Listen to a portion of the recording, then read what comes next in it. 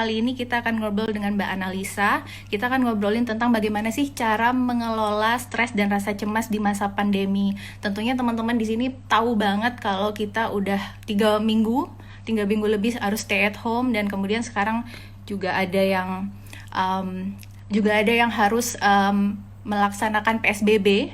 Nah, ini sekarang kita langsung ngobrol aja sama Mbak Analisa yang udah join. Oke, waiting for Analisa. Jadi Mbak Analisa ini adalah psikolog dan juga trainer. Dia juga punya APDC. Halo, halo Mbak Ana.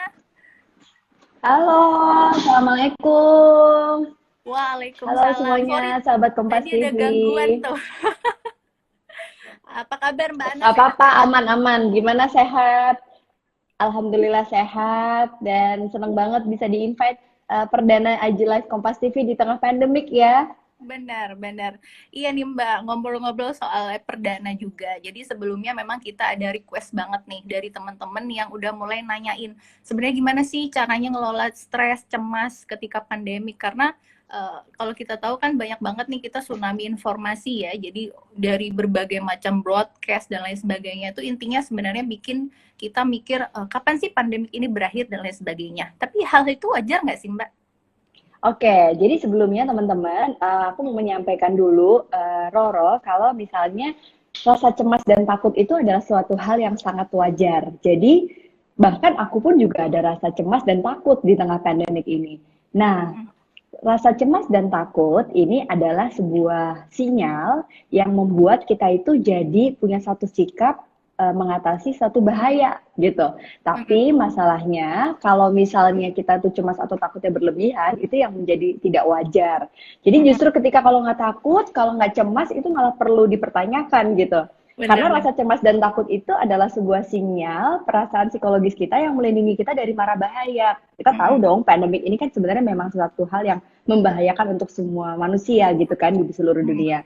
Nah, tapi kalau ini berlebihan sampai bikin kita jadi nggak bisa beraktivitas di rumah, sampai bikin kita itu nggak bisa tidur, sampai kita itu nggak bisa keluar rumah aja rasanya udah kayak mau mati dan lain sebagainya. Nah, ini yang perlu kita obrolin lebih lanjut gitu, Betul, betul. teman-teman Kompas TV. Jadi hal itu wajar ya Mbak Ana ya? Iya, sangat Oh. wajar dan bahkan apalagi di tengah pandemik ini isunya nggak cuma tentang penyakit, tapi ada juga teman-teman yang punya rasa ketakutan terkait sama pekerjaan, yang Betul. tiba-tiba merasa insecure karena mungkin takut tiba-tiba di PHK. Udah banyak Iya, nih ya iya curhatan betul yang betul. masuk gitu. Betul. Ada juga yang takut kalau nggak bisa mengelola keuangan karena THR tiba-tiba dipotong. Ada Mm-mm. juga yang takut begitu lihat orang bersin rasanya udah was-was. Punya Jadi tetangga serba yang insecure. iya, serba insecure gitu. Jadi ini Betul. adalah sebuah hal yang harus kita sadari terjadi pada semua umat manusia gitu ya. Cuma nggak boleh kita cuma menyadari, kita harus bisa mengelolanya dengan baik begitu. Mm-mm. Oke, nah Mbak kan ngomong-ngomong soal tadi itu banyak banget faktor yang bikin rasa cemas, mulai dari cemas secara finansial dan lain sebagainya. Nah, Yap. sampai akhirnya muncul tuh yang namanya orang ngeklaim dirinya kayaknya aku stres deh atau aku cemas deh, tapi dia udah mulai ada self awareness-nya, kayaknya ini sinyal deh gitu.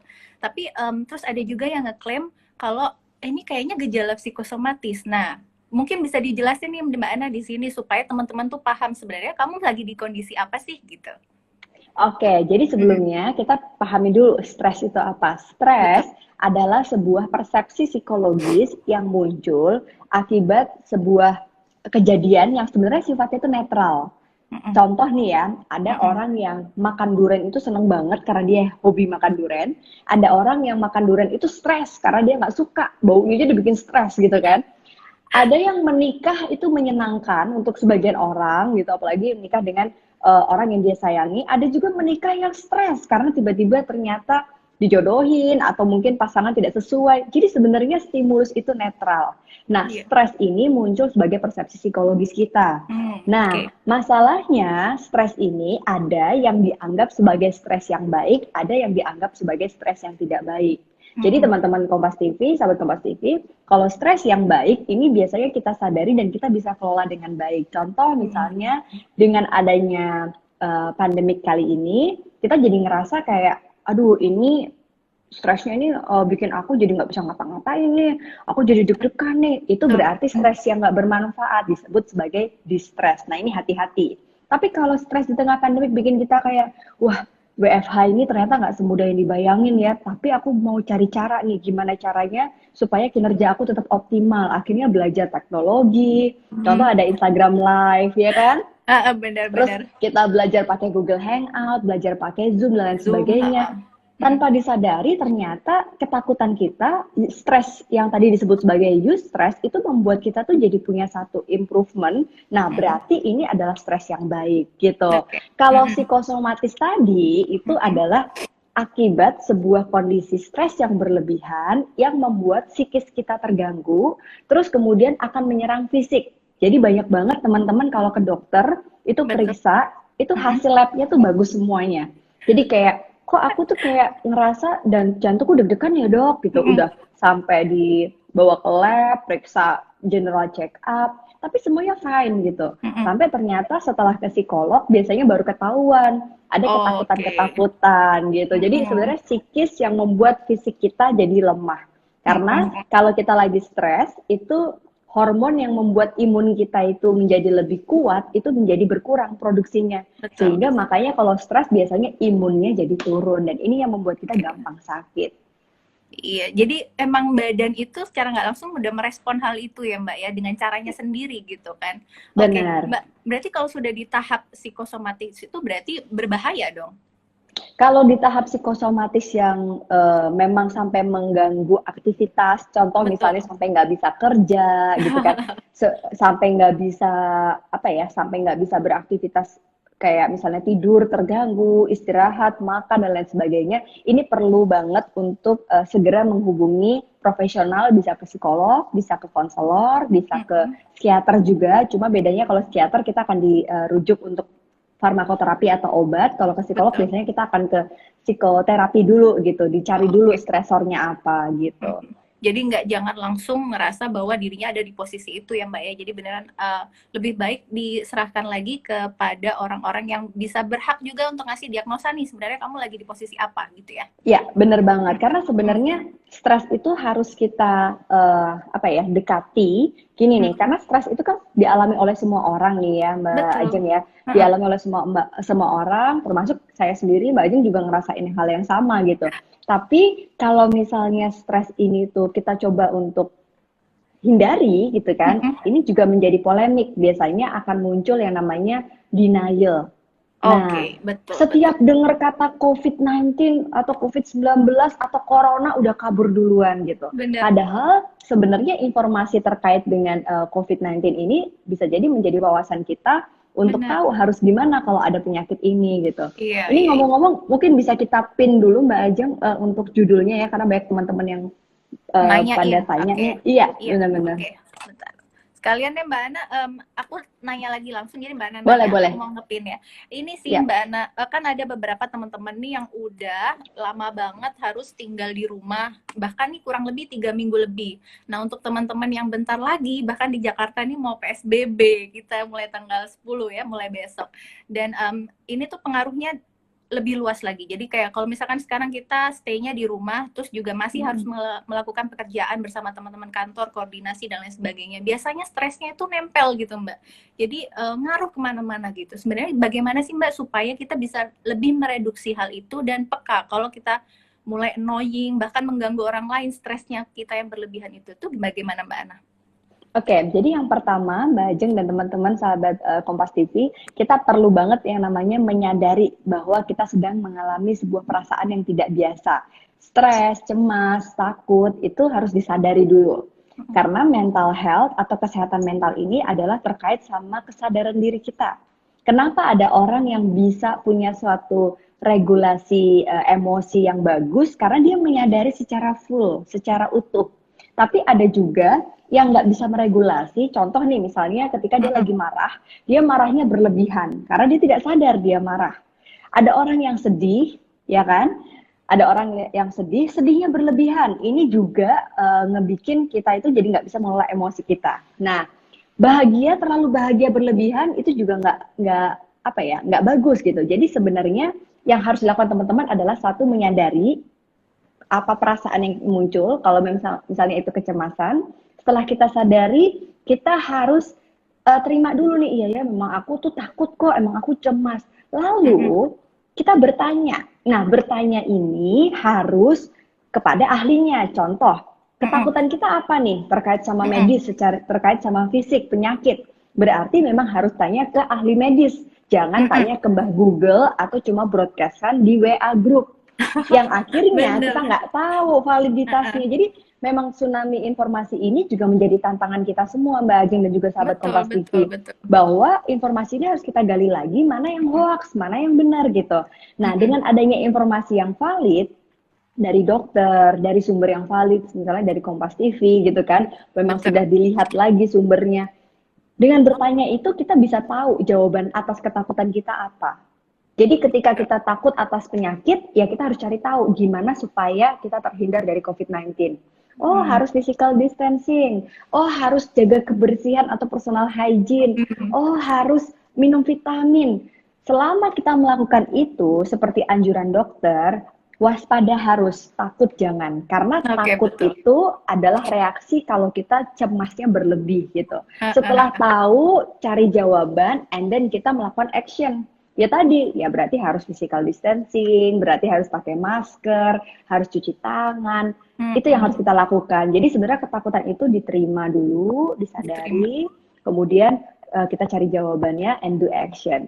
Terus jangan Betul. terlalu dipikirin, karena kalau kita pikirin kita jadi kayak nggak bisa fokus ke yang lain, Mbak Ajeng Ini gitu. poinnya sih Mbak. Jadi ketika Ya, orang terlalu mikirin banget, jadi merembet kemana-mana gitu. Bahkan benar, benar banget. bahkan banyak sekali teman-teman tuh yang kayak kayaknya gue mulai sensi ya sama si A, si B, si C gitu. Padahal loh kemarin-kemarin kayaknya nggak apa-apa deh gitu. Jadi Karena memang fragile gitu ya. betul betul. Jadi kayak dikit kena colek dikit udah kayak kenapa nih gitu. Padahal sebenarnya biasanya baik-baik saja gitu. Berarti Ya. memang harus diterima terlebih dahulu ya. Ya, benar banget. Dan Penerimaan. memang Oke. dalam kondisi seperti ini, Mbak Ajeng, penting banget untuk kita stay positif dan kita tetap harus produktif gitu. Jadi, apa yang bisa kita lakukan dari rumah, itu memang harus kita upayakan. Nggak Betul. bisa kita serta-merta di rumah, di kasur aja rebahan, and then kamu nggak akan merasa produktif gitu kan. Jadi Betul. memang harus melakukan sesuatu yang membuat kita merasa produktif. Produktif itu bukan untuk bos kita, bukan untuk orang lain. Kepuasannya adalah untuk diri kita. Once Oke. kita merasa produktif, biasanya tuh kita merasa terisi diri kita. Disitulah kita punya energi yang positif. Oke, wah menarik Mhm. nih. Karena akhirnya kita teman-teman di sini juga dari tadi aku bacain komennya nih Mbak, beberapa udah pada bilang, iya Mbak saya sih nggak takut coronanya ya, saya takut stres sendiri gitu. Benar, banyak juga yang terkait sama kondisi perekonomian kita ke depan ya. Ini juga Betul, betul. sebenarnya sangat wajar dan dialami oleh semua warga Indonesia gitu. Betul, betul. Iya dampaknya ya. Jadi orang-orang udah mulai Benar. mikirin jangka panjangnya seperti apa nih gitu. Ya, Tapi betul. semoga tetap bisa terkelola dengan baik. Jadi setiap tindakannya juga penuh pertanggungjawaban dan nggak diambil secara tergesa-gesa. Oke Ya, Mbak Ana, ada lagi pertanyaan nih. Nah, soal boleh. yang tadi, teman-teman tuh penasaran Mbak, karena tadi Mbak Ana nyinggung soal produktivitas. Nah, teman-teman Ya. tuh udah berusaha untuk nggak rebahan aja. Jadi bahkan Hmm. udah ngeset nih, karena ada yang bilang waktu tuh kita yang bikin gitu. Jadi ketika kita udah nyeting nih pagi, oke aku bangun, aku bekerja, aku menghubungi orang-orang, kemudian menghubungi keluarga, atau mungkin Mhm. main sama anak dan lain Ya. sebagainya. Nah, itu adalah bagian yang kita bentuk sendiri. Nah, sebenarnya Mbak, tapi bagaimana untuk orang-orang yang kayak anak-anak rantau nih? Anak-anak Mhm. rantau yang bahkan mungkin dia nggak ada apa ya penguatnya, jadi penguatnya mungkin jauh-jauhan, keluarga jauh dan lain sebagainya. Jadi dia tuh cuman bisa merasakan feel loneliness gitu. Sebenarnya menurut Mbak Ana tuh bagaimana tuh hal-hal itu? Karena Ini kita kayaknya dari sendiri hati kita nggak banget boleh ya. mudik, kita nggak boleh Iya mudik kan? masalahnya kan. Kalau Kita harus mudik jagain artinya orang-orang. berarti, iya kalau mudik artinya berarti minta resign gitu kan. Nah itu dia. Kita nggak Jadi, mau kan ya. Kita ya pikir panjang banget. Itu baik, bagaimana ya tuh Mbak Ana? betul. Baik Mbak Ajeng, saya paham.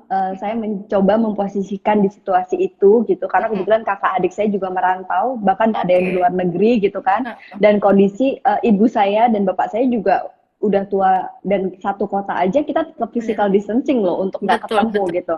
Jadi memang dalam hal ini, dalam situasi ini, semua orang mengalami hal yang serupa. Jadi kita jangan merasa sendiri. Jadi Oke. feel loneliness ini harus kita apa ya istilahnya ya, checking reality gitu. Emang iya gue yang ngerasa sendirian? Enggak kali, banyak kok gitu.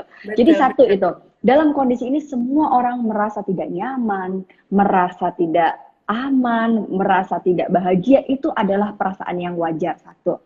Bagaimana cara mencari penguatan, khususnya buat teman-teman yang merantau atau yang sendiri gitu kan. Jadi sekarang kita kembalikan lagi gitu. Kita tuh kalau mau cemas dan takut, ya kan, itu tidak menyelesaikan masalah gitu. Jadi dalam hal ini saya mencoba mengambil sebuah teori yang disebut dengan coping skill. Coping skill ini menurut seorang ahli adalah sebuah pola perilaku seseorang dalam melakukan proses adaptasi atau adjustment dengan situasi yang baru. Nah, situasi nggak boleh mudik, situasi sendiri, kerja dari rumah, ini adalah sebuah transisi kehidupan. Jadi, ketika stres itu muncul, menurut sebuah riset yang saya baca, stres ini kebanyakan atau biasanya terjadi ketika hidup manusia itu mengalami sebuah transisi, Mbak Ajeng. Iya, atau perubahan gitu. Betul. Nah, kalau kita nggak mau stres, berarti kita nggak mau hidup kita berubah. Berarti kita bukan manusia, berarti kita zombie, ya kan? Gitu. Jadi, life change ini adalah sebuah hal yang harus kita terima. Ya, perubahan dalam hidup ini harus kita terima. Transisi ini kita terima.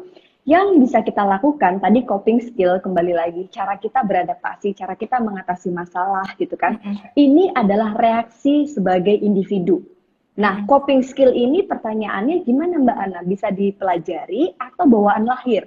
Jelas ini bisa dipelajari, tapi berpengaruh dari pola asuh yang dibuat atau diberikan oleh keluarga kita. Keluarga.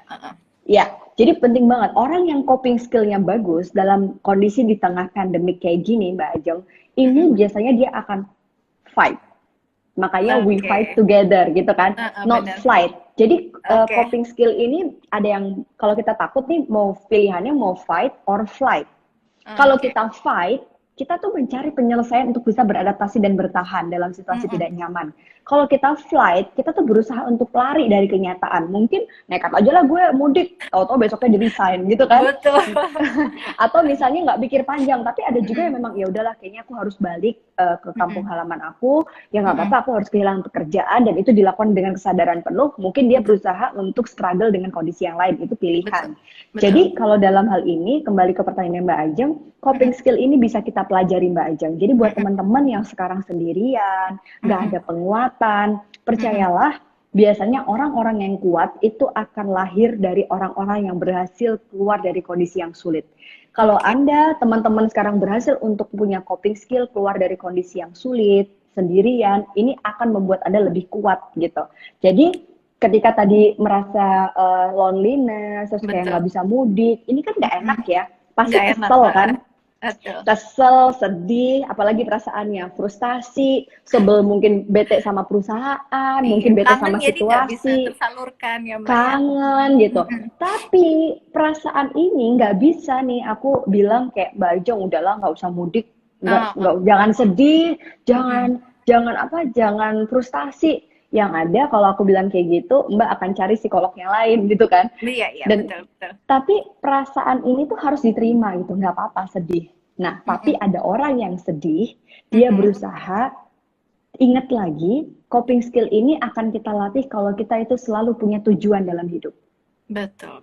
Jadi ketika Mbak Ajeng bertahan, teman-teman bertahan, sahabat Kompas TV bertahan di kota tempat perantauan, apa tujuan kalian untuk merantau? Oke. Inilah yang akan menggerakkan teman-teman, sahabat Kompas TV, apapun perasaan yang nggak nyaman di hati ketika harus bertahan, kalian tetap fight, karena kalian punya tujuan.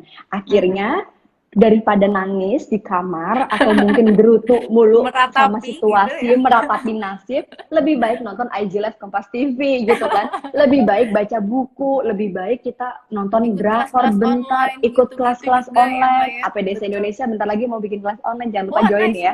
Iya, gitu. Jadi ternyata ketika kita melakukan aksi yang positif, coba lihat, jangan-jangan perasaan sendiri itu akan berubah menjadi situasi yang ternyata aku jadi tambah pinter ya, ternyata aku punya kenalan baru ya, ternyata aku jadi lebih nggak gaptek lagi ya gitu. Tapi kalau perasaan sedih tadi ditambah dengan rebahan, oh my god, nggak pernah gerak, makan terus, tiba-tiba berat badan naik, makin stres lagi. Terus nggak Heeh, masuk kantor ya kan karena oke. sakit. Akhirnya Mm-mm. besoknya dapat surat peringatan dari dokter, dari Ah, atasan. mm-mm. Jadi akhirnya terancam juga untuk di unpaid, di non di PHK-in gitu. Iya, Jadi iya, iya. sebenarnya sekarang kita punya kendali penuh dalam memilih perilaku apa terhadap apapun situasi dan perasaan yang kita alami meskipun itu sulit. Gitu Mbak Ajeng. Dan untuk saat ini kita we fight together ya Mbak ya. Yes, benar banget. Itu survival mode hari ini harus Betul. kita set up gitu ya dalam diri kita. Nggak cuma untuk business owner, nggak cuma Mm-mm. untuk pengusaha gitu ya. Karena saya Betul. juga lagi running sebuah perusahaan konsultan. Iya, Sebenarnya saya juga survival mode, tapi saya yakin tim saya sendiri juga harus survival mode karena betul. sebagai seorang karyawan juga harus support gimana perusahaan ini bisa bertahan gitu. Saling support dan juga percaya ya sama kondisi ini akan Yes, berakhir. Oke Mbak, betul. bahkan tuh di Twitter ada guyonan, berarti generasi Gimana tuh? 2000 generasi 2020 nih generasi kuat katanya. Karena dari awal tahun ditempa banyak hal dan harus bisa Benar. bertahan di kondisi ini. Iya, ini Oke, satu satu ini ya Mbak, satu kondisi yang akan jadi hikmah pandemik. betul. Insya Allah ini juga bagus untuk perekonomian kita. Kalaupun sekarang lagi lemah, aku yakin kalau kita bareng-bareng untuk mikirin ini bareng-bareng gitu ya, Indonesia justru akan lebih kuat di kedepannya nanti. Asal kita punya mindset yang terus mau jadi survival. Nice, oke. Oke Mbak, ini juga nih ada nih terakhir. Ada yang nanyain karena ada juga yang tinggal sama orang tua dan mungkin Mhm. juga yang harus komunikasi sama orang tua dan Ya, mengingatkan tentang bagaimana sih sebenarnya edukasi soal COVID ini. Karena kalau ya. misalkan di daerah katakanlah banyak yang belum tahu sih sebenarnya apa yang harus dilakukan dan mungkin social distancing tuh belum belum paham mereka ya. Jadi Mhm. ada banyak berita-berita hoax dan lain sebagainya yang bikin panik-panik sendiri. Ada yang kemarin cerita orang tuanya tuh begitu makanan datang dari beli online atau lain sebagainya langsung direndam gitu-gitu. Itu sebenarnya Yang gimana ada sebagai yang ada penyakitnya baru ya, bukannya bener, COVID tapi mungkin penyakitnya jadi pencernaan gitu ya karena makanya direndamnya di air gitu. yang nggak bersih. Karena terlalu panik ya, karena terlalu Ya, panik. Nah, itu sebenarnya bagaimana sih Mbak untuk memberikan pengertian kepada orang-orang yang mungkin belum paham ya. dan belum aware nih soal COVID? Ya, saya juga bergabung di salah satu gerakan komunitas-komunitas untuk bikin edukasi juga, Mbak Ajeng. Iya, Kemarin kita juga bikin gimana video-video yang mungkin bisa diakses sama, mohon maaf, untuk buruh harian, betul. untuk tenaga-tenaga seperti kayak asisten rumah tangga gitu. Iya. Itu yang kita lakukan dengan video-video yang mudah dipahami dan itu kita Mm-mm. viralkan. Tapi kembali Mm-mm. lagi, itu hanya upaya kita sebagai edukator gitu ya, yang harus dilakukan sendiri oleh seluruh masyarakat adalah ayo kita sama-sama hadapi COVID ini dengan boleh hatinya boleh panas gitu ya, tapi kepalanya harus tetap dingin gitu. Jadi Betul. artinya kita sama-sama memfilter lagi informasi yang banyak kita terima itu difilter lagi, dilihat sumbernya lagi, jangan serta-merta menerima. Dan yang paling cukup membuat saya tuh prihatin, Mbak Ajeng, Iya, adalah selain krisis ekonomi negara kita, justru dampak psikologis yang paling membahayakan setelah adanya pandemik ini adalah diskriminasi, betul. Betul. rasis, lalu kemudian juga ada yang namanya social pressure gitu. Banyak banget Mm-mm. kemarin yang curhat gara-gara kerja di rumah sakit dia disuruh pindah kos. Oke, iya betul Padahal banget. dia tenaga medis yang ngebantu kita. Ada juga yang Betul. kemarin curhat ketika sakit bersin dikit udah dijauhin sama temennya Udah gitu. langsung kayak gitu ya. Ya Udah gitu. langsung ini Bahkan panik. ada yang masih ODP gitu ya, ada yang masih ODP itu justru dijauhin sampai akhirnya stres. Salah satu kasus yang saya hadapi, saya baca kemarin di Jogja Iya, di kota saya gitu ya, itu sampai bunuh diri karena dia mengalami tekanan-tekanan dari lingkungan sosialnya, dia nggak sanggup lagi gitu. Padahal masih ODP dan belum positif gitu. betul Jadi betul. itu efeknya luar biasa, tidak hanya untuk pasien, tapi untuk Mm-mm. keluarga pasien. Tidak Mm-mm. hanya untuk keluarga pasien, tapi untuk semua masyarakat karena akhirnya begitu kita punya gejala sakit, kita takut untuk ke rumah sakit karena takut Betul, dijauhi. Jadi kalau betul. kita mau melakukan aksi apa nih yang harus kita lakukan untuk mengatasi diskriminasi ini, ya ayo kita jangan lakukan diskriminasi itu dengan cara ya kita ingat bahwa penyakit ini tuh bukan aib, tapi kita Betul. harus waspada gitu. Jadi Mm-mm. justru malah kita support keluarga-keluarga yang udah positif untuk tidak keluar dari rumah, kita kasih makanan, yang Benar-benar. diupayakan kerjasama dengan RT, RW, dan sekitar gitu. Mm-mm. Jadi kalau menurut saya, ini tuh kita butuh bersama-sama untuk kerja barengan gitu. Kita nggak bisa menyalahkan atau hanya menyerahkan semuanya kepada pemerintah atau pihak-pihak tertentu gitu. Yang ada malah Kita punya peran ya semakin Mbak ya. punya peran dan Betul. ini media juga Kompas TV aku rasa juga punya peran yang besar gitu ya. Semoga bisa memberikan satu tayangan-tayangan yang pastinya mengedukasi dan juga positif untuk kita semua di tengah pandemi kali ini. Oke, Mbak Ana, ini ada beberapa pertanyaan karena kita udah Yap. mau habis juga waktunya, tapi kita coba jawab 1-2 pertanyaan ya, Oke, Mbak, ya dari silakan. teman-teman ini. Sebentar. Oh, ini. Jadi nih, Mbak Ana, apa yang sebaiknya saya lakukan untuk menjaga kewarasan sebagai ibu di rumah dan nakes di rumah sakit ini? Boleh Mbak Ana Ya, dijawab? Masya Allah, sebelumnya Mbak Yeni atau Bu Yeni, ini kamu keren banget karena kamu adalah pahlawan yang membantu pemerintah, membantu kita semua memerangi Corona atau COVID-19. Jadi pokoknya semangat terus. Terus bagaimana cara mengelola emosinya? Saya punya keyakinan bahwa yang pertama memang butuh banget nih yang namanya tadi selain menyadari, kita juga butuh pengalihan gitu. Jadi kalau boleh, saran Mbak Yeni tadi bisa banget melakukan namanya me time. Meskipun hanya 5 menit, 10 menit, me time ini nggak harus keluar rumah. Me time ini bisa dilakukan sendiri sesuai apa yang disukai gitu ya, dan semudah mungkin gitu. Pokoknya harus punya satu waktu untuk kembali ke diri sendiri gitu, sebelum terkoneksi sama yang lain-lain. Karena saya percaya banget Mbak Ajeng, di Iya, tengah COVID-19 kali ini tuh kita lagi diuji sebagai individu. Manusia itu punya 4 kekuatan. 4 kekuatan ini yang akan membuat kita itu punya satu coping yang baik atau tidak. Kekuatan itu bisa dilihat dari satu. Pertama, physical power. Makanya anjuran kita untuk menjaga fisik kita sehat itu penting. Karena kalau orang udah sakit, ya Bu Yani akan tidak bisa berperan di rumah sakit dan di rumah sebagai ibu dan juga istri. Ya benar, benar. kan?